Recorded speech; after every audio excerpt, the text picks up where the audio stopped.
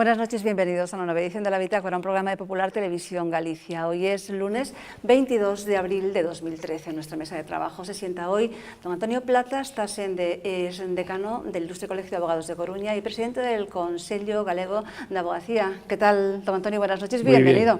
Bien hallada. Muy contento de estar aquí. Estupendo. En la esquina de la mesa, Francisco Fernández Tarrío, es abogado. ¿Qué tal, don Francisco? Buenas noches, bienvenido. Especialmente contento de coincidir con mi decano y con mi antiguo profesor, y para mí es un orgullo compartir mesa con él, así que muchas gracias. Doblemente contento. Estupendo. Álvaro Bastida Frigedo es médico estomatólogo. ¿Qué tal, don Álvaro? Buenas noches, bienvenido una vez más. Muchas gracias, un placer estar aquí de nuevo. Estupendo. Carlos Ruiz Miguel, catedrático de Derecho Constitucional de la Universidad de Santiago. ¿Qué tal, don Carlos? Buenas noches, bienvenido. Un placer estar aquí. En la esquina de la mesa, Moncho Conte Corval, periodista. ¿Qué tal, don Moncho? Buenas noches, bienvenido. Muy bien, muchas gracias por invitarme, Magdalena. Es creador, promotor y director de El Cercano, un medio de comunicación que, bueno, que está funcionando, está yendo hacia arriba. Poquito a poco. Ajá, publican libros, hacen un programa de radio, tienen muchísimas actividades en Ourense, en la Atenas de Galicia. Vamos con el primero de los temas. El Papa Francisco ordenó 10 nuevos sacerdotes en la Basílica Vaticana. Lo hizo ayer, domingo del Buen Pastor, cuarto domingo de Pascua y Día Mundial de la Oración por las Vocaciones. Les dijo que no se cansaran de ser misericordiosos y que tomaran a la Virgen como su madre y que rezaran y que no tuvieran vergüenza de tratar dulcemente a los viejos, a las personas mayores. Vemos esta pieza.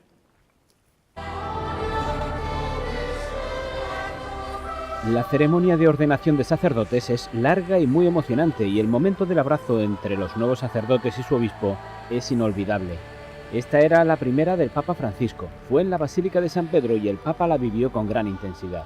En la homilía el Papa les habló de corazón sobre la tarea que a partir de ahora tendrán por delante. Se dirigió a los 10 nuevos sacerdotes directamente, reflexionando sobre cómo debe ser su ministerio. Consapevoli di essere stati scelti fra gli uomini e costituiti in loro favore per attendere alle cose di Dio, esercitate in letizia e carità sincera l'opera sacerdotale di Cristo, unicamente intenti a piacere a Dio e non a voi stessi. Siete pastori, non funzionari. Siete mediatori, non intermediari. El Papa explicó también el papel fundamental que jugará en sus vidas ser ministros de los sacramentos. Con il battesimo aggregherete nuovi fedeli al popolo di Dio. Con il sacramento della penitenza rimetterete i peccati nel nome di Cristo e della Chiesa. E oggi vi chiedo, in nome di Cristo e della Chiesa, per favore, non vi stancate di essere misericordiosi. Con l'olio santo darete sollievo agli infermi e anche agli anziani. Bien, era el Papa el domingo. Don Francisco, que Pues ya es un clásico que los lunes empecemos con la homilía de su santidad. Y encantado de poder opinar sobre ella, porque ya sabe usted que yo me reivindico mi catolicismo sin ningún tipo de complejo y con mucho orgullo. He de decir que es una buena noticia y he de decir que, aparte de su santidad, en la homilía de mi párroco, el de mi parroquia de los Rosales en La Coruña, se hizo hincapié también en estas ordenaciones, nuevas ordenaciones, y nos decía el párroco, me acuerdo, una frase también atribuible a su santidad, que decía que en relación al pastor y las ovejas y a los sacerdotes, que el sacerdote debía oler a oveja, en el sentido de que, que el sacerdote debía ser, pues lo que dice bien su santidad, mediador y no intermediario, es decir, el pastor es uno, que es Jesucristo, y los sacerdotes deben estar a pie de calle, deben ser, como bien dice su santidad, no solo misericordiosos, sino mediadores y no intermediarios. Qué gran frase esa, ¿no? Sí, posicionarse siempre en el medio y ayudar o coadyuvar a la gente y no ver los intereses propios del sacerdote. Es un grandísimo mensaje.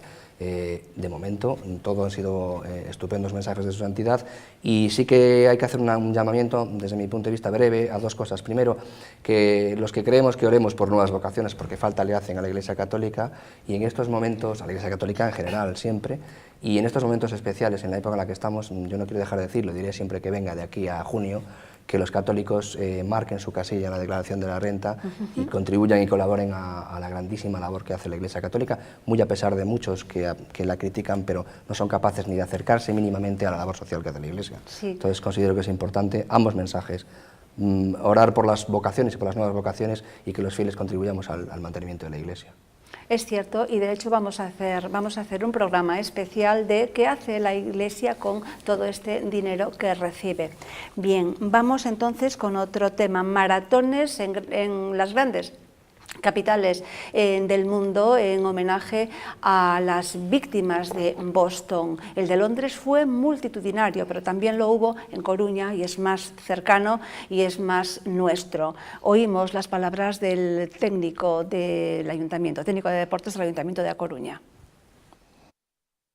Y hemos guardado este minuto de silencio como homenaje a la carrera de Boston. A mayores se nos ha ocurrido una idea que simbólicamente creemos que es muy bonita, y que de hecho vamos a pedir que todas las maratones que hay en España y en Europa se puedan sumar a ella, que es dibujar la línea de meta de Boston en nuestra meta. En Boston, en la calle donde sucedió el trágico suceso, y donde siempre es la meta de la maratón de Boston, está pintada durante todo el año la línea de meta. Hemos pedido a través de nuestra cuenta de Twitter la opinión de los atletas, que ellos eran los primeros que querían hacer algo en homenaje a Boston. Les hemos pedido su opinión, han votado, han dicho sus ideas, las hemos tenido en cuenta. Al final nos hemos quedado con prácticamente, era la mayoría lo que pedían, el par de acciones de darles un crespón en la bolsa del corredor para que lo pudieran usar. Entre dispositivos de policía, protección civil y diferentes cuerpos de Cruz Roja y más entidades que hay, estamos barajando sobre 300 personas. A mayores hay que añadir también al voluntariado, que nos vamos a una cifra en esta carrera de alrededor de 180. O sea, es mucha gente trabajando hoy en Coruña por la Coruña 42 y por el Campeonato de España de Maratón. Bien, con lazos negros, en homenaje a las víctimas. Y bueno, pues hay que decir que Javier Guerra fue el ganador y se proclamó para el Maratón Mundial en Moscú. Cualquiera de ustedes. En alusión, hacemos el puente entre lo ocurrido en Coruña y en tantos lugares que ha habido con lo que ocurrió en Boston. Y tomen ustedes por donde quieran. Hombre, a mí me parece un gesto bonito, solidario, pero es curioso, las víctimas no eran corredores. Era público. Era público. Entonces, pero bueno, pero bueno, parece... estaban inmersas, formaban sí, no, parte. Claro. Sí. Y además es paradójico que el maratón o cualquier actividad deportiva pues sea una actividad propensa para estimular la salud de los cuerpos de las personas, y trágicamente se convirtió en lo contrario, por desgracia y obra de unos terroristas que atentan. Pero bueno, yo creo que tampoco hay que asociarlo al maratón, el hecho terrorista. Esto fue una casualidad, es como si mañana... Claro. Pero bueno, en cualquier caso... No es que te vayan a colocar la bomba ahora si corres, pero bueno, claro, que es un acto realmente bonito, ¿no? Sí. A mí cualquier muestra de solidaridad, si es sentida, pues me parece pues muy bonito de compartir. He tenido la oportunidad por vivir enfrente, de vivir el Maratón de Coruña, y tuve unos momentos de cierta intimidad personal pensando qué acto tan hermoso, qué día de alegría en Boston, cómo uno sale con sus hijos, cómo los lleva, yo tengo nietos, cómo participa en un día festivo para una ciudad. Qué soledad la del que corre si no tiene espectadores, y una simbiosis entre los propios corredores y los espectadores, y cómo se trunca todo ello en un día de luto y de tristeza para un padre que pierde a su hijo, para un hombre que no he visto más entereza, que va en una silla de ruedas sin las dos piernas y tiene incluso voz para manifestar que ha identificado a alguien. Y se convierte así. Qué lamentable es la vida humana, señora, cuando pasamos de la tristeza, de la alegría a la tristeza y de la tristeza a la alegría. Hay que apostar por la felicidad, por la satisfacción, que se rinda homenaje, que es un modo de recordar a quien ha estado presente y ahora no estará más y está ausente, y hacer una reflexión muy importante sobre la seguridad y la libertad, que están siempre en entredicho. Si queremos ser verdaderamente libres, no tendremos más remedio que tomar medidas muy contundentes frente a aquellos que atentan de modo fanático como es esto. Unas personas que vienen de un país lejano, que está opuesto a Rusia, pero no a Norteamérica, que son recibidos, logran la ciudadanía, se le da trabajo, se le dan subvenciones, alguno de ellos está matriculado para ir por su valía a Cambridge. ¿Qué es lo que pasa en esas mentes para convertirlas en unas personas sin moral y que atacan a la sociedad? Bueno, son reflexiones que quedan en el aire. Estupendo, pues ahí están, ya saben que esta tertulia es absolutamente plural, que cada uno expresa la opinión que considera. Don Carlos, ¿sabemos todo de esto? A mí hay una cosa que a mí Déjeme que le pregunte, ¿se está manipulando la información? ¿Hay intereses, no vamos a decir de qué tipo, pero detrás de todo esto? ¿Es lo que parece? Bueno, yo no sé si esto es así. Pero duda, por lo menos. No, a mí lo que me molesta y me parece una instrumentalización indigna de las víctimas es lo que he leído en un diario español de tirada nacional, conocido por favorecer la ideología de la llamada amenaza yihadista, que tanto el sábado como, no sé si hoy, han publicado unos reportajes vinculando esto con Al-Qaeda. Digo, esto es un insulto a la inteligencia. Es decir, vamos a ver, por favor, si ustedes quieren provocar, alimentar la psicosis de que hay una peligrosísima amenaza yihadista, háganlo con hechos reales, pero no con estos señores que no son de Al-Qaeda. Entonces, que si Al-Qaeda central, mire, por favor, no insulten a la inteligencia. Luego incluso este periódico, que me niego a dar su nombre, ¿no? Llega incluso a citar o a conectar a estos dos individuos sospechosos, el fallecido y el que han detenido, con una llamada Operación Plomo, que se realizó en agosto, un gran aparato mediático en España, de también unos supuestos peligrosísimos terroristas islamistas. Bueno, esos señores están en libertad. El juez los ha puesto en libertad. ¿Alguien se cree que un juez, menos de un año después de una detención, pone en libertad a unos peligrosísimos terroristas? Bueno, por favor, yo insisto, ya está bien. Es decir, un respeto a las víctimas. Y el respeto a las víctimas es también no utilizar un atentado para objetivos espurios. Efectivamente, que además no lo sabemos muy bien. Y yo, don Antonio hablaba efectivamente de seguridad y hablaba de libertad. Cada vez somos... Yo no sé si estamos más inseguros cada vez, pero sí cada vez somos menos libres. Sí cada vez, en virtud de esta inseguridad que parece que se quiere lanzar y que haya una psicosis global colectiva de el papá Estado que venga, que nos cuide, que nos ponga policías, que nos triture, ¿no? Un ejemplo de ello es cada por vez ejemplo, que el otro cogemos día, el avión. Claro, La ahí prohibición está. de líquidos. Por ejemplo, el otro día, cosa... el otro día decían los neoyorquinos que sí, que no les importa que les registren, que los mareen, que los apaleen en los aeropuertos y demás, con tal de estar protegidos y que los liberen pues, de estas terroristas, ¿no? Entonces, yo tengo siempre un poco de miedo a eso, ¿no? Miedo a lo que hay detrás, a lo que piensan estos diseñadores, estos grandes gestores del devenir social, ¿no? Don Álvaro. Bueno, es posible. El Estado siempre tiende a crecer, a dominar, a intentar controlar la vida de los ciudadanos, y entonces, bueno, pues sí, aprovechando quizá estas desgracias, pues da un paso más a la hora de controlar al ciudadano, que por otra parte, bueno, el terrorismo lo que pretende pues es eso, que el ciudadano tenga pánico, que pida protección y que al final, tras un golpe y otro de terrorismo, pues pida que se mate a los terroristas y al siguiente golpe ya pida por favor que se negocie con los terroristas, que hagan con nosotros lo que quieran. Entonces sí, la verdad es que es un efecto muy perverso el terrorismo. Al final se pide al Estado que intervenga a todos los niveles y también en la vida de uno, pues también. Sin embargo, yo creo que tampoco nos debe importar a aquellos que no pretendemos actuar mal en sociedad, el ser vigilados en el sentido de que haya unas cámaras de seguridad, etc. Estos terroristas son capturados gracias a imágenes que la ciudadanía aporta y unas cámaras de seguridad de no sé si un banco o de alguien más.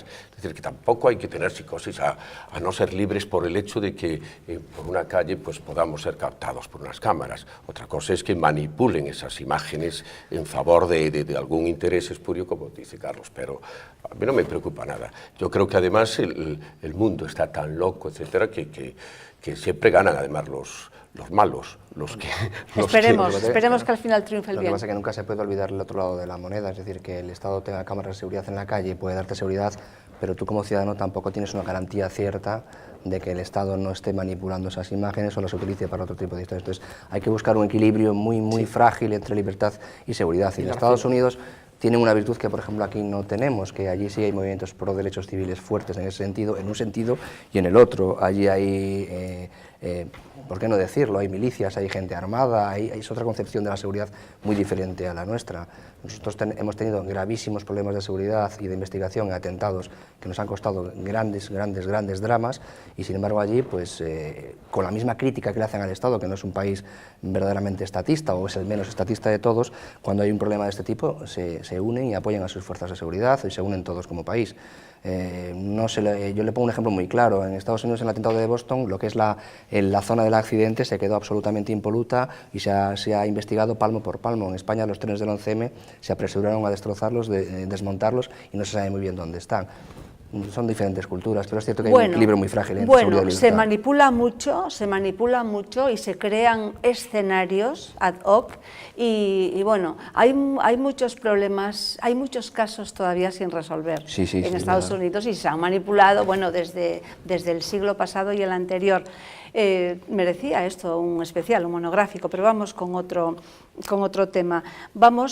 Yo por lo menos lo voy a felicitar a Jesús Alonso Montero, que es el nuevo presidente de la Academia Gallega. Dice que su principal desafío es conseguir la concordia entre todos los académicos e ilusionarlos con un proyecto común. Yo lo felicito, desde luego, lo que pasa es que hay personas aquí que son críticas. Don Álvaro. Pues claro que soy muy crítico yo con la Academia de la Lengua Galega. No con este señor, sino en general. No, en general. Es una institución, ¿qué papel quiere representar? Estudio filológico de la lengua gallega y, en fin, ordenar, arreglar un poco la lengua gallega. Bueno, yo para unos señores que han introducido el término grazas, que jamás en la vida se ha utilizado, y yo vengo de un medio rural, tengo el honor de ser de La Estrada, y ahí se habla gallego. Jamás, ni en La Estrada, ni en La Coruña, en ninguna parte se ha dicho ese grazas. O sea que, en primer lugar, crítica filológica. Y en segundo lugar, es que lo que es este sitio es un chiringuito nacionalista. A mí me da igual que esté Ferrín, que esté Alonso Montero, que esté quien esté. Lo que quieren es sencillamente ser un engranaje de todo el montaje nacionalista. Y pues fomentar la imposición lingüística y, bueno, pues que se pelean entre ellos. Bueno, pues sí, por el mismo hueso, pero tienen el mismo collar toda esta gente. Entonces, me parece fatal. Y luego, leí unas declaraciones de este señor que le retratan. Dice, no, es que yo para negociar con Feijóo, pues, hombre, si fuera un heredero de Lenin, pues porque yo soy marxista y tal. Sí. ¿Pero cómo? Pero que Lenin es uno de los mayores criminales de la historia.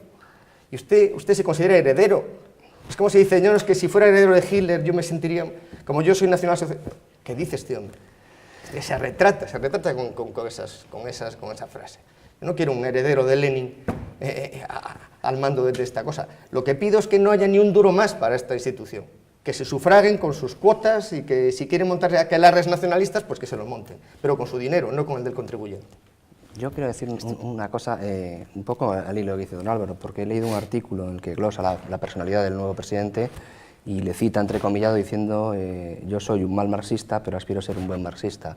Entonces, claro, mal empezamos cuando una Real Academia, que debe ser completamente aséptica y de carácter filológico, empezamos ya dando señas identitarias o ideológicas. Estoy absolutamente de acuerdo. La Real Academia estaría bien, no lo discuto desde un punto de vista filológico, pero no se puede obviar que es la punta de lanza de todo el movimiento de inmersión y nacionalismo en Galicia. Entonces, bien haríamos en eliminar toda esa política de la Real Academia, pero yo lo veo francamente una utopía. Yo creo que precisamente los nacionalistas no van a dejar eso que sienten como tan suyo y van a intentar utilizar otra vez la Real Academia como punta de lanza política, cuando no debería ser así, debería ser un punto de vista filológico de una lengua. Tener menos complejos ante esto. Sí, sí.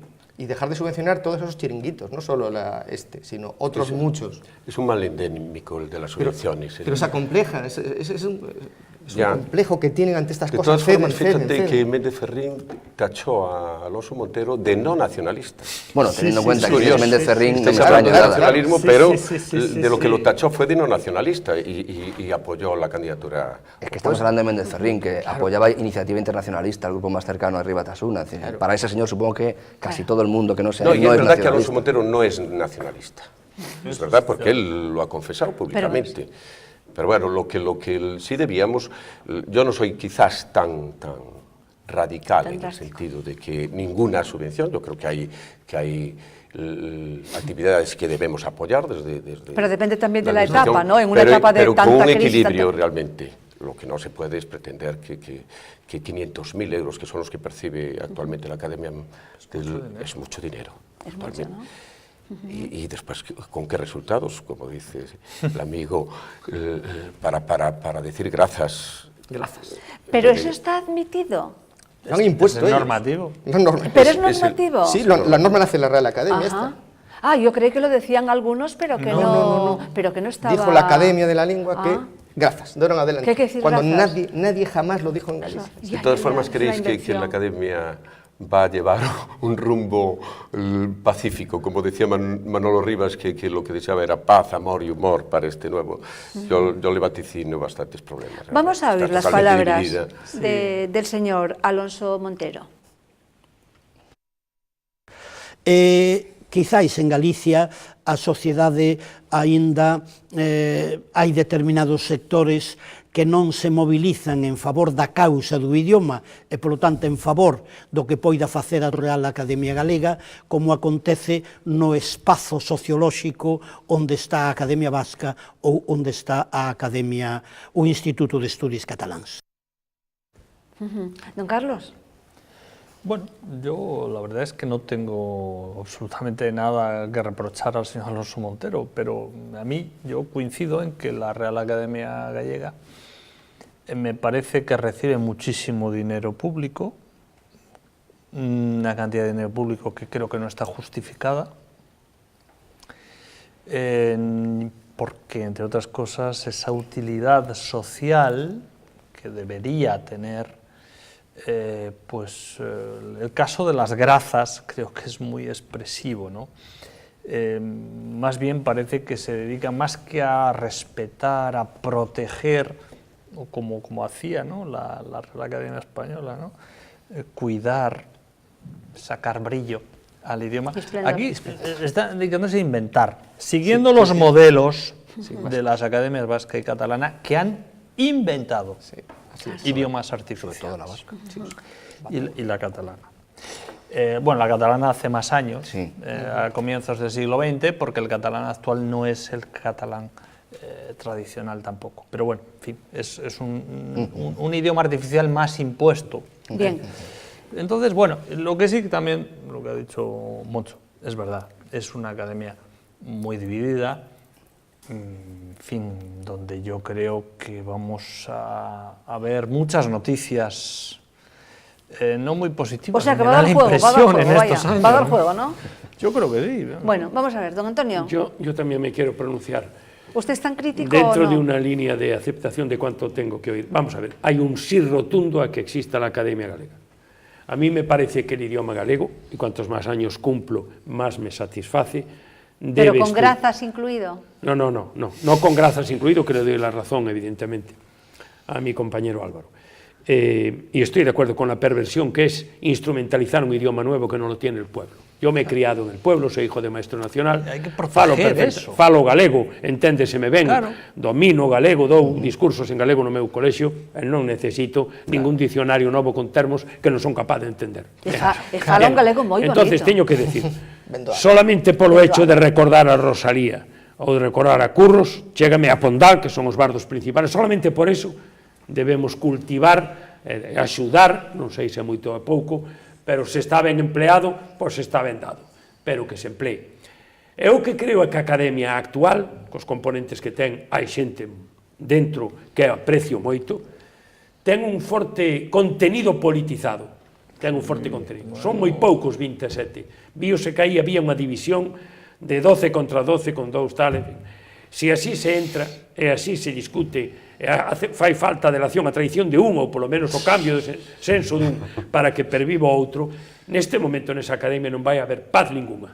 E esa academia vai ter un camiño, un recorrido que tampouco vai a ser moi largo pola edad que ten e que vive moitos anos o señor Alonso Montero. Si algo podo decir é que o Colexio de Abogados, que é unha institución pública como ela, dentro das distancias que temos, ten como norma, desde logo, non ter politización ninguna. Eu, mentes este aí a lente, de ninguna maneira vou a consentila. Cada un pode pensar o que queira, pero non de base entrar nunha academia facendo mención especial cada 2 por 3 de que un é marxista e que é deste xeito ou é do outro. Bueno. Quero rematar dicindo, si a academia, si aos estudios, gustaríame saber de algún acto da academia existir, porque eu, o meu colexio, e dentro da miña humildade, pois temos tareas de formación, temos conferencias, invitamos a xente, temos un salón de actos, e poden conocer como é a abogacía por dentro. Eu, na miña vida, falo colexio de abogados, non recordo a academia de portas afora que tuvera unhas jornadas que pudéramos os galegos pois estar verdadeiramente satisfeitos da labor que sei. A miña labor filológica queda por interiorismo, queda para as mesas e para as sillas e para as estanterías. Moitas grazas. O que penso da academia, que quero si a academia, coidadiño coa política. Bueno, muy bien. Academia sí, pero sin graza, sí, sin esas manipulaciones. Vamos entonces con el tema de Pescanova, que desde luego parece que va para largo. Los trabajadores van a acudir a una manifestación en mayo para exigir que el plan de viabilidad no pase por recortes. Y en la misma situación prácticamente está Caramelo, aunque son desde luego completamente diferentes, pero bueno, tienen una deuda grande, deuda con los bancos, a pesar de ser empresas a las que bueno, se les ayudó mucho con dinero público y ahora se quedan así como están ahora. Don Carlos. Bueno, pues esto es penoso, ¿no? Esto es un síntoma de que Galicia no está bien gobernada. Galicia está en decadencia. ¿Pero ahora o hace tiempo ya? Ahora y antes. Esto es un proceso de decadencia económica fruto de muchos años de mala gestión política. Esto es así. Es decir, ¿cómo es posible que empresas ayudadas, en un caso incluso participadas por la Xunta de Galicia, estén en esta situación? ¿Cómo es posible? En el caso de Pescanova, la culpa, dicho sea de paso, no es solo de las autoridades gallegas, porque claro, es un escándalo que la Comisión Nacional del Mercado de Valores no se hubiera enterado de esta situación. Es un escándalo. Es cierto, y aquí hay que recordarlo, que Pescanova hace años tuvo también una situación de crisis y salió gracias a 2 tipos de inyecciones financieras fundamentalmente. La Xunta de Galicia y las nefastas cajas gallegas. La Xunta de Galicia, ¿qué ha hecho para asegurarse de que el dinero de todos invertido en esa empresa se ha utilizado bien? Pues no nos consta. Y en cuanto a las cajas, pues, ¿qué podemos decir? Si están quebradas. Ya. Es decir, esto es otro ejemplo Bueno, ¿qué salida se de le va las a dar malas inversiones. a Pescanova, por ejemplo? Pues yo la veo. Bueno, de entrada, es asombroso. Porque ayer se publicaba un artículo, un larguísimo Sí. editorial, por ejemplo, en El Faro, decía, basta ya Hombre, del escarnio. Es que es asombroso que este señor, que confiesa que no ha dicho la verdad en unas cuentas de la empresa, y Sousa. aquí tengo a dos abogados, no esté ni siquiera llamado a declarar por el fiscal por un delito de falsedad en documento mercantil. Dele tiempo. Sí, a ver. Bueno, Dele tiempo. Yo creo que esto se va a judicializar. pero vamos a ver, pero Yo es que... no voy a... Pero tenemos que esperar tanto. claro que va. Tenemos que esperar tanto. Yo Es creo, que es un escándalo. según mis informaciones, que sí que va a producirse querellas y que sí que va a dar un largo camino judicial el tema de Pescanova. Lo apuntaba, medio apuntaba la otra vez que vine por aquí, hablando de la responsabilidad de los gestores de Pescanova. Pero teniendo aquí a Antonio, yo me voy a centrar en el tema, si quieren, político, o si quieren, el mal endémico de España. ¿Qué pasa con Pescanova? Es muy grande y a lo mejor la gente no lo percibe como tal, pero es el problema endémico de España. Las empresas en España no pueden crearse, crecer y multiplicarse al hilo del gasto público, de la financiación o de la subvención. Porque eso es una cosa, es una patada hacia adelante constante.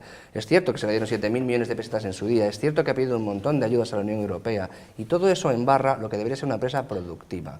Y si es una buena empresa, no hubiera necesitado un rescate público como lo hizo Manuel Fraga con 7.000 millones de pesetas. Entonces, a ver si nos acostumbramos a que las empresas, en primer lugar, tienen que tener un buen plan, tienen que tener una buena inversión, una buena gestión, y tienen que dar dinero, y no estar constantemente pidiendo papas al Estado de turno, o a la comunidad autónoma de turno, o a la caja de ahorros de turno. Porque puede pasar muy bien lo que pasa con Pescanova y pasará, por desgracia, con otras muchas empresas, o ha pasado en el sector de la construcción, que esas burbujas financieras han tapado lo que en realidad era una nefasta gestión empresarial, que es una cosa que ya hemos apuntado aquí el otro día, y en Pescanova pues muy especialmente. Hay un artículo grande en El Mundo hablando de los errores estratégicos en la financiación de Pescanova, en dónde se había metido, en cuánto había pedido a los bancos, en qué función hacía el crédito en la empresa. Bueno, no me voy a meter en eso porque no tengo los datos concretos, pero me da la impresión de que volvemos a cometer el mismo error, que es salvar o rescatar con dinero público empresas porque tienen esa marca de galleguidad, y no nos centramos en que una empresa, su principal función es ser productiva, eficiente y ganar dinero. Don Francisco, Pero sobre todo Si no, tiraremos el dinero público constantemente. Pero sobre todo algo que era absolutamente secreto porque nadie se lo esperaba. Todo esto fue una sorpresa para todos. Bueno, las ayudas Bárbaro. a Pescanova eran públicas. Sí.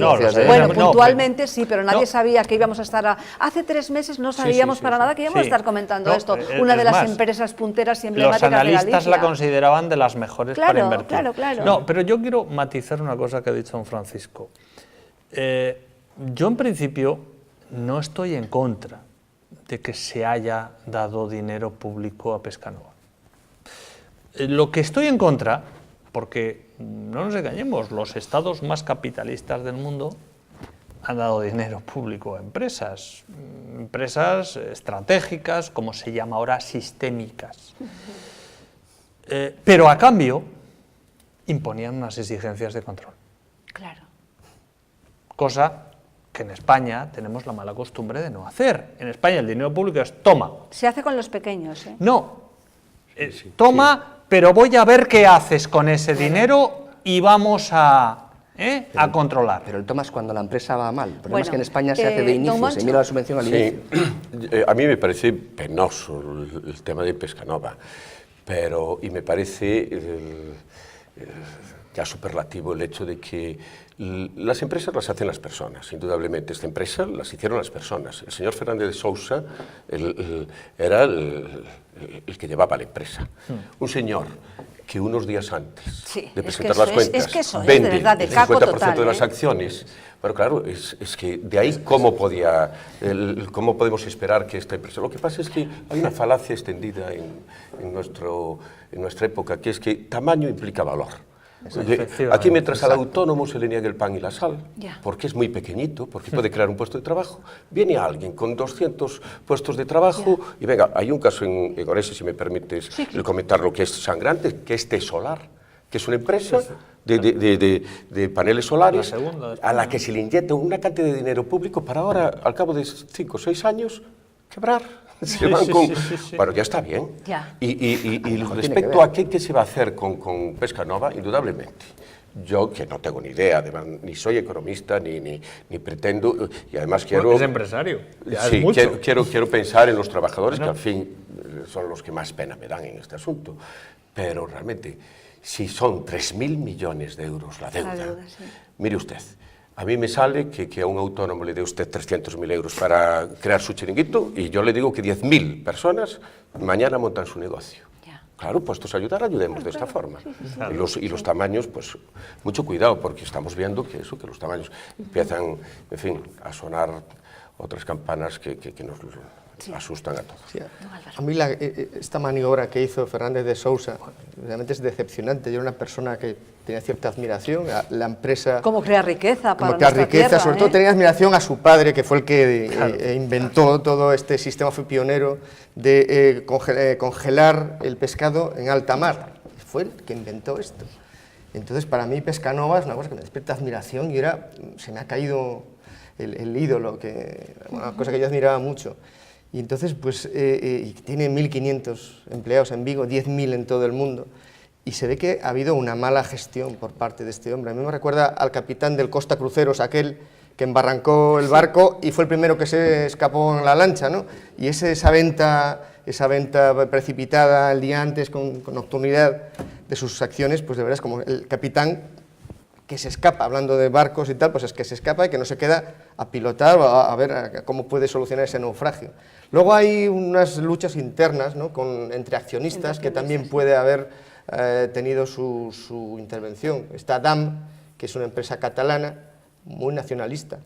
La empresa DAM ha apoyado mucho al señor Mas y que también ha estado ahí viendo a ver qué pasaba. Y bueno, pues es una tristeza. ¿Y cómo va a acabar esto? Pues espero que no sea a base de meter más dinero hasta que se hunda todo. Bueno, habrá que judicializarlo, repartirlo y partir de cero, quizá. Otras pequeñas empresas. Don Antonio, ¿por qué no funcionan los órganos de control? Pues no lo sé, y no funcionan, porque ¿no? No funciona tampoco la judicatura. Yo veo sorprendido que es más de lo mismo, es decir, estamos continuamente con grandes emporios empresariales y todas caen porque no hay una labor investigadora, interventora. Yo me paro mucho en el Banco de España y en su labor. Con los bancos, vamos, es de una manera... ¿Cómo es posible llegar a donde llegamos y aquí no ocurre nada? Bueno, parece que empieza a funcionar la Audiencia Nacional y que llaman al director del Banco de España y a todo lo demás. A mí Pescanova le está ocurriendo lo que ocurre a otras. Yo creo que prestar tanto dinero... Me están hablando ustedes de unas cifras que yo creo que con esos 7.000 millones sacábamos los 150.000 parados que tenemos. Estoy de acuerdo con mi compañero Moncho cuando dice, démosle 3.000 o 6.000 euros a todos los parados que están en Galicia para que inviertan, y la mayoría sacan el negocio adelante y lo devuelven. Hay deseo de pagar, de devolver el dinero, demos una oportunidad. Y se le dan 7.000 millones a una empresa que sigue teniendo unos consejos de administración pagados de forma magnífica, que sigue dando unos resultados y unas cuentas de resultados, y que cuando las acciones están altas pues hay un nivel de información que es lo que permite que el señor Fernández de Sousa venda días antes una cantidad de acciones impresionante, de millones de euros estamos hablando, no de millones de pesetas. 30 millones de euros. Bueno, que son 5.000 millones de pesetas. Bien, evidentemente, ¿cómo es posible que el Banco de España no tenga la mentalidad de poder, teniendo tanto dinero público ahí, la Xunta y el Banco, sabiendo esto, en las cuentas anuales? ¿Cómo es posible que una empresa cotizada en bolsa pueda permitir que pase esto sin que ella tome medidas? No puede un miembro del Consejo de Administración de una entidad de esta categoría, que cotizada en bolsa, no puede vender por encima de 1.000 acciones, no puede venderlas sin autorización del Banco de España. Don Antonio, es bueno, que a pesar de haber metido en la Xunta miles de millones, no había un solo miembro de la Xunta en el Consejo de Administración de la empresa. Es lo que yo decía antes. Ya que se da dinero público, vamos a poner al menos en el Consejo de Administración para vigilar qué se hace con nuestro dinero. Sí. Bueno, y con Caramelo... En estas empresas de tanto volumen, incluida también Caramelo, que viene ahora, que tiene un volumen muy inferior, en estas empresas es indispensable que haya unos ejecutivos que tengan una prospección de mercado mucho más allá que 4 o 5 años. Esto no se soluciona con sacar a flote en un cuello de botella 7.000 millones y lo reflotamos, hay una inyección económica. Hay que saber invertir ese dinero. Cada barco cuesta cientos de millones, miles de millones, cada barco de todos estos. Los caladeros se hacen cada vez más difíciles, hay medidas limitativas, hay que pagar para poder ir a un caladero determinado. Bien. Todo esto tiene que ser una labor estratégica a la larga. No se hizo bien. Y aunque venga Pues la vamos a justicia, ver. aunque venga la justicia, llegará tarde, mal y arrastra. Y lo lamento, que estoy en el mundo de la justicia. Estoy de acuerdo. Lo malo de la Arrastra, justicia sobre todo española arrastra. es que no da respuesta pronta a esto. Bien, pues no me lo diga ahora porque va a tener oportunidad de decirlo ahora, porque el siguiente tema va a ser precisamente sobre la reforma de la justicia, las reformas del ministro Gallardón. Antes una pincelada sobre Caramelo. Claro, es de muchísima menor cuantía, pero Bueno, debe más de 100 millones. vamos a ver. Y tiene también su importancia. Lo que pasa es que bueno, no comparable con los 3.000, es de menor pero... cuantía en términos absolutos. Sí. En términos relativos, para mí es un caso, desde el punto de vista de la hacienda pública, más grave. Porque en el año 2010 la Xunta, presidida por su actual presidente, dio 5 millones de euros a esta empresa. 5 millones de euros para una estrategia de internacionalización que consistía en crear puestos de trabajo fuera de Galicia, en Marruecos, para ser exacto. Es decir, tenemos que saber que esta empresa, que está también arruinada, se llevó 5 millones de euros del presupuesto de los gallegos para crear empleo en Marruecos. ¿Esto en qué año? En 2010. Sí. Bueno, yo creo que esto es grave. Junto con otra inyección económica, creo recordar, sobre 20 millones de euros por parte de Manuel Jove. Creo recordar a través de una que los empresa. privados se los hacen. Sí, Pero esa bueno, yo hablo del operación dinero de la sí, Xunta, ya, del ya, dinero ya. público. Lo que el otro haga con su dinero, Sí. bueno, pero es Bueno. el dinero público, para crear empleo en Marruecos. Como aquí, evidentemente, nos sobra, ¿verdad?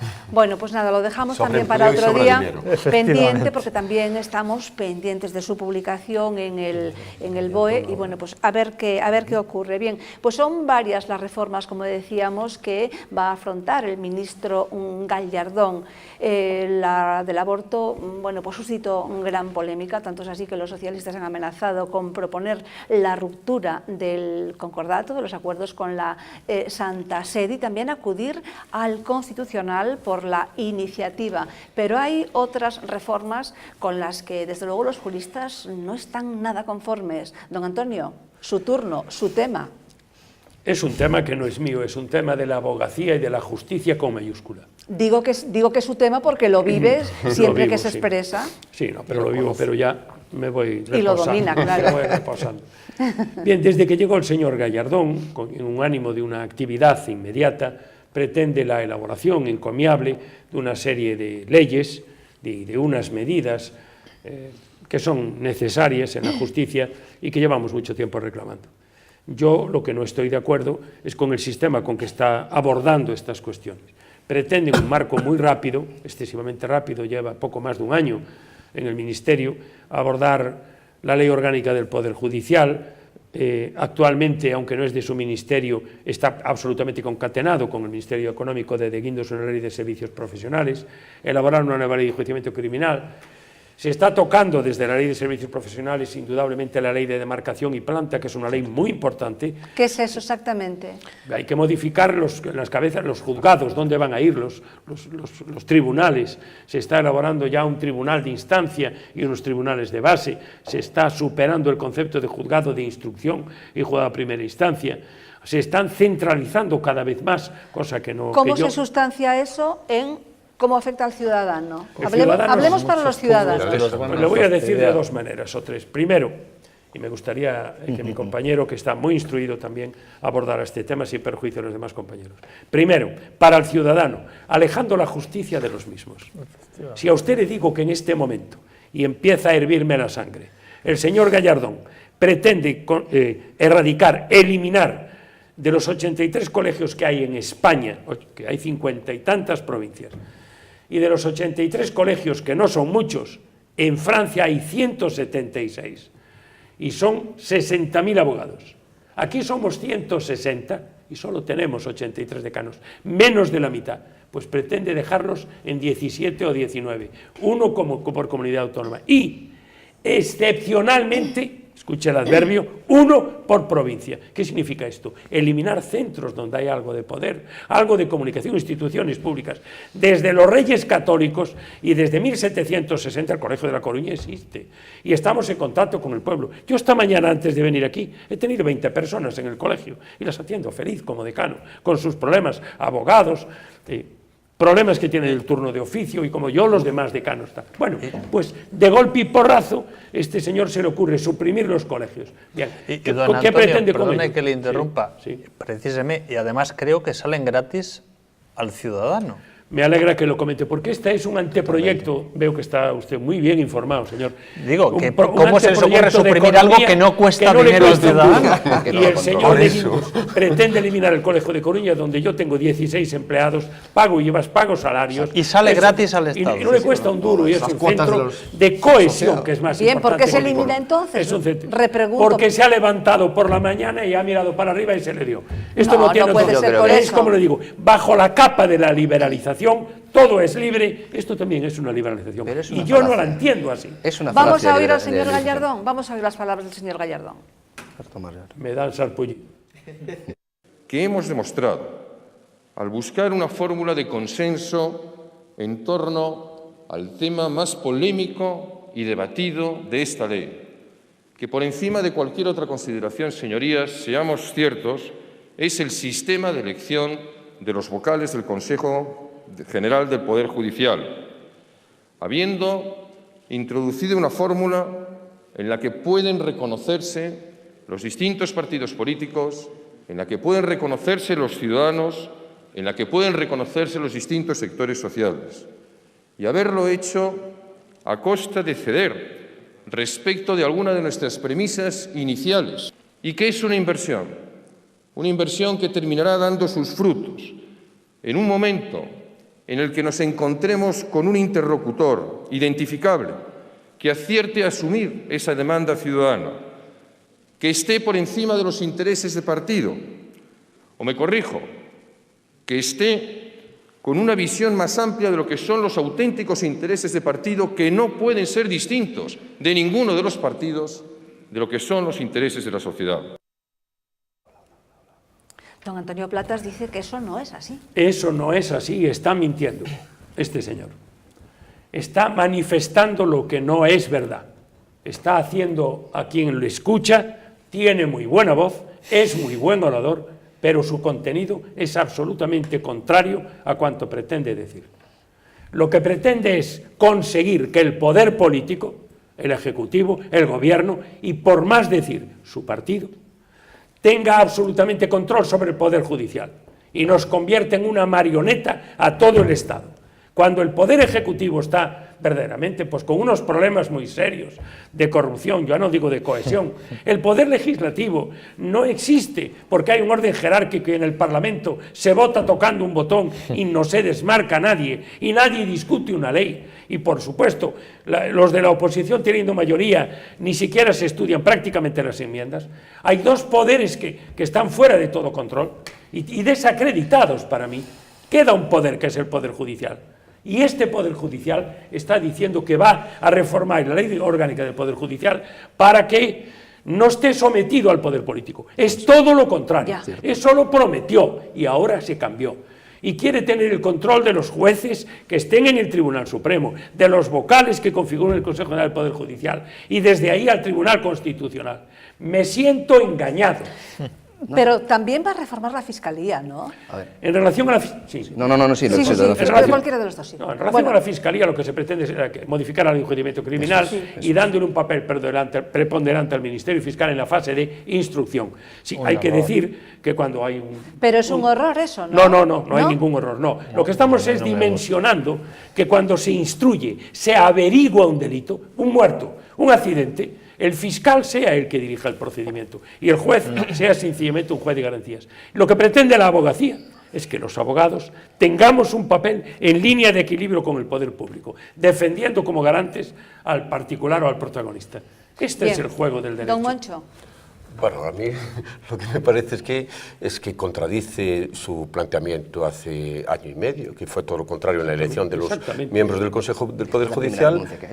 Es la primera renuncia que ha hecho esa. Claro, pero me parece muy importante en la división de los poderes que tanto demandamos la ciudadanía, que el poder judicial no puede depender del poder legislativo ni ejecutivo. Sí, es el eterno bueno, pues para mí me parece gravísimo y además me parece una persona poco de fiar en ese sentido, porque claro, si uno dice blanco no puede decir después negro, porque en fin, no tiene suficiente experiencia como para no haber previsto en año y medio si tenía que cambiar o no. Bueno, es bastante común esto en el bueno, sí, en la clase política sí, por eso no tiene credibilidad ninguna. Yo creo que hablamos de un político que se le puede presumir cualquier cosa menos ingenuidad. Quiero decir, no creo que nada de lo que haga Alberto Ruiz Gallardón pueda encuadrarse en el terreno de la ingenuidad o de que pensaba una cosa y luego es otra. Yo creo que todo tiene una perfecta intención. Fíjese, hay una cosa curiosa. De la misma manera que nos miente a todos, porque la primera cesión que ha hecho es renunciar al programa del Partido Popular y consensuar con el PSOE que no se va a tocar el sistema de elección de vocales del Consejo General del Poder Judicial, cuidándose muy mucho de que esa competencia la siga teniendo los políticos, que es la primera gran cesión y otra de las grandes tradiciones del Partido Popular a su ideario y a su programa, pero sin embargo se ha apresurado, y aquí don Antonio no me dejará mentir o me corregirá, se ha apresurado a desgajar, por ejemplo, la comisión disciplinaria de los jueces del Pleno del Consejo del Poder Judicial, incluso de una comisión permanente, desgajándola hacia una figura única y diferenciada, no sabe muy bien con qué intenciones. Por ejemplo, por poner mucho ejemplo. ¿Podemos traducir eso para los telespectadores? Quiere decir que todo lo que es régimen disciplinario de los jueces lo va a desgajar en una figura, no sé cómo le llama, tiene un nombre muy rimbombante de estos que le ponen, y digamos que elimina esa competencia de lo que era la comisión permanente o el pleno del Consejo. Por poner un ejemplo, pero para que nos entienda la gente, ha empezado muy mal, como Antonio ha dicho, y yo le he apoyado siempre y le apoyaré siempre en sus reivindicaciones en este tema.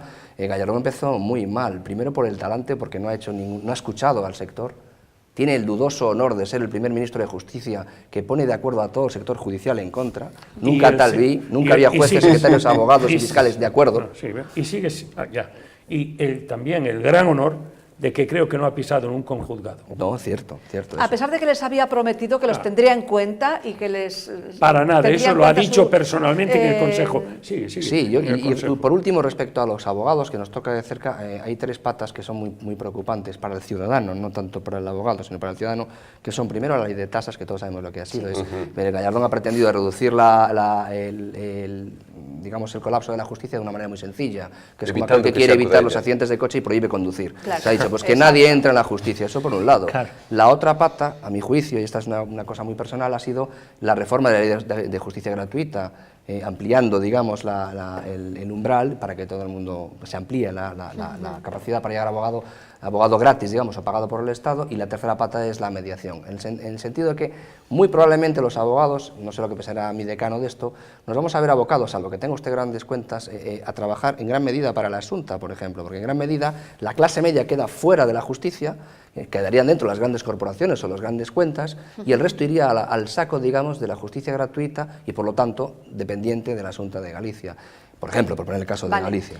Y encima todo esto se nos vende como, o sea, como bueno, como que vamos a tener mejor sistema. Bueno, lo vende él. Sí. A vender hay que reconocer que se adorna mucho. Sí, que efectivamente, que esta reforma es buena. Don Álvaro, no sé si intervino ya sí, o no. Bueno, hay que ver si nos lo venden y si lo compramos. A ver. No, comprar no se lo compramos. Por eso, habrá que ver si se lo compramos. Sí. Pero, hombre, yo creo que no hay que comprarlo, lo imponen. Sí, bueno, exactamente. ¿No? Habrá que comprarlo luego con los votos. Hombre, este es el típico caso que para un ciudadano de a pie, un poquito ajeno a lo que es el mundo jurídico, como es en mi caso, pues te das cuenta de que pues lo que se cuece en las altas esferas, tú oyes hablar a estos hombres, bla, bla, bla, que esto, que lo otro, términos técnicos, parece que no va nada contigo, pero luego empiezas a hablar con gente que sí sabe del tema y se te ponen los... Tremendo, te quedas anonadado, te quedas con mucho miedo porque sabes que se te va a venir encima pues una serie de cosas malas que al final pues cuando tengas que recurrir a la justicia pues las cosas van a estar muy mal para ti, para el ciudadano de a pie. Claro. Exacto, pero es muy bueno que tratemos este tema pues aquí y que el telespectador pueda entenderlo. Pues muy fácil de entender, el tema de la fiscalía es muy sencillo, se ha apuntado aquí, si la instrucción está en manos del fiscal, mientras no garanticemos la independencia de la fiscalía, pues mal estamos. ¿De quién depende jerárquicamente la Fiscalía? En última instancia, el Fiscal General del Estado. ¿De quién depende el Fiscal General del Estado? No hay más que ver las actuaciones de ciertos fiscales de muy dudosa aplicación de la igualdad ante la ley para darse cuenta de lo que puede ser esto. Seguiremos abundando en esto porque realmente es muy interesante. Vamos con el último tema, que vamos a tocarlo nada más, muy de refilón, porque bueno, pues necesitamos más tiempo y no lo tenemos. Con mucha frecuencia en esta tertulia y en otros lugares se habla de que la crisis que padecemos hoy, económico-financiera, tiene su origen en una crisis de valores total, y también decimos que a la corrupción política siempre ha precedido la corrupción moral, la corrupción de valores. Para mí una de las mayores corrupciones es la que protagoniza en todo el mundo uno de los gigantes de las semillas, de los alimentos, que es la empresa Monsanto, que bueno, está arruinando prácticamente a todos los agricultores con su sistema, su dinámica de comercialización, que los obliga año tras año a comprar sus semillas y sus fertilizantes. Vemos esta pieza. Monsanto está haciéndose de manera gradual con el control de nuestro suministro de comida, lo cual pone en grave peligro el futuro de los alimentos del planeta. El primer paso de su negocio consiste en desarrollar pesticidas y semillas genéticamente modificadas que luego patenta, prohíbe a los agricultores replantarlas año tras año y envía agentes encubiertos para investigarlos y demandarlos si no obedecen. La segunda fase pasa por invertir millones de dólares en presionar a cargos políticos de todo el mundo y subvencionar campañas electorales colocando a sus antiguos gerentes en cargos clave del gobierno, y trabaja con ellos para debilitar las regulaciones medioambientales y dar el empujón definitivo a sus productos en todo el mundo. El hecho de que Estados Unidos permita a las grandes corporaciones invertir cantidades ilimitadas de dinero en influir en sus políticas implica que estas empresas consiguen a menudo comprar las leyes que desean. Este mes la compañía ayudó a imponer la ley de protección de Monsanto, que impide a los tribunales paralizar la comercialización de un producto de su marca, incluso si su licencia de venta ha sido aprobada erróneamente por el gobierno. El poder de Monsanto en Estados Unidos le sirve de plataforma para ejercer su dominio en todo el mundo. Monsanto está protagonizando un asalto a la agricultura industrial, pisoteando a pequeños agricultores y pequeñas explotaciones agrarias y dando pie a extensas granjas de monocultivo que chupan los nutrientes de la tierra como si fueran sanguijuelas, disminuyen la diversidad genética y aumentan la dependencia de fertilizantes, pesticidas y otros químicos. La ironía es que no está claro que la destrucción de la agricultura natural y sostenible haya traído un auge en el rendimiento de los cultivos. Lo único cierto es que ha logrado aumentar los beneficios de las grandes empresas. Nuestros gobiernos deberían reaccionar, pero el lobby de Monsanto se lo impide.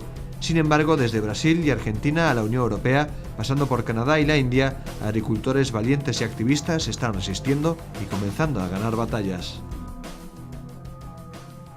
En efecto, está habiendo una gran corriente de activistas y muchos agricultores que se están ya rebelando contra Monsanto. Aquí en Galicia tenemos la Fundación Galicia Verde, no sé si lo conocen ustedes, la dirige Enrique Banet y Mabel Rivera, la actriz, y lo tienen muy cerca de la Estrada, en Forcarei.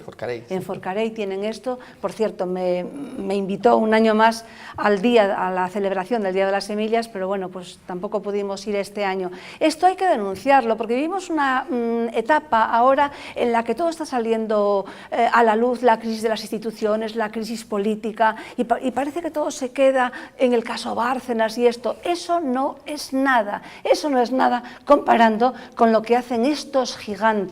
Don Carlos, por ejemplo. Bueno, el reportaje, muy bueno, muy interesante, no ha dicho una cosa más que se podría añadir. No nos da tiempo, porque tenemos que... Pero yo quiero añadirlo, y es que en esa ley de protección de Monsanto de la que hablaba, y lo digo porque eso tiene sus traslación a cosas que pasan en España y en Europa, ¿no? Una de las cuestiones es que no se ha aprobado una iniciativa para que en el etiquetado se diga producto modificado genéticamente. Así es. Porque ahora que tanto se habla de que los consumidores tenemos derechos y información, no estamos informados de qué producto agrícola es natural y qué producto agrícola es objeto de una semilla genéticamente modificada. Y creo que los ciudadanos tenemos derecho a saberlo. Tenemos derecho a saberlo. Tenemos y derecho aquí a en saberlo, Europa, pero la ley sí. no lo reconoce. ¿Y a dónde voy? A que en España y en la Unión Europea el tema del etiquetado también tiene mucho recorrido. Hubo este problema también, ¿eh? Pero ya no solo hablo de los alimentos genéticamente modificados, hablo del origen de los productos.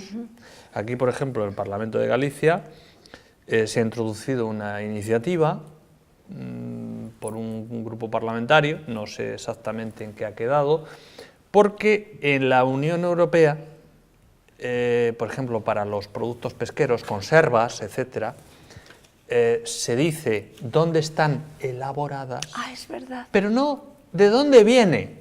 Exactamente. Con lo cual, por ejemplo, se están intentando vender como elaboradas en Europa, pues sardinas o productos que, por ejemplo, vienen del Sáhara Occidental Vienen de ocupado, aguas templadas, por ejemplo. Sí. Es decir, que tienen un origen Y esto es de muy dudosa reciente, legalidad, esto es- pero como sí. están envasadas en Europa, y sin embargo no sabe el ciudadano cuál es el origen del producto, no dónde se ha envasado. Entonces, esto tiene que ver también con, Tiene que ver, con sí. esta falta de información del consumidor, para que el consumidor pues, pueda decidir, bueno, sí, yo quiero algo genéticamente modificado, muy bien, lo compro, pero que sepa yo lo que es. Bueno,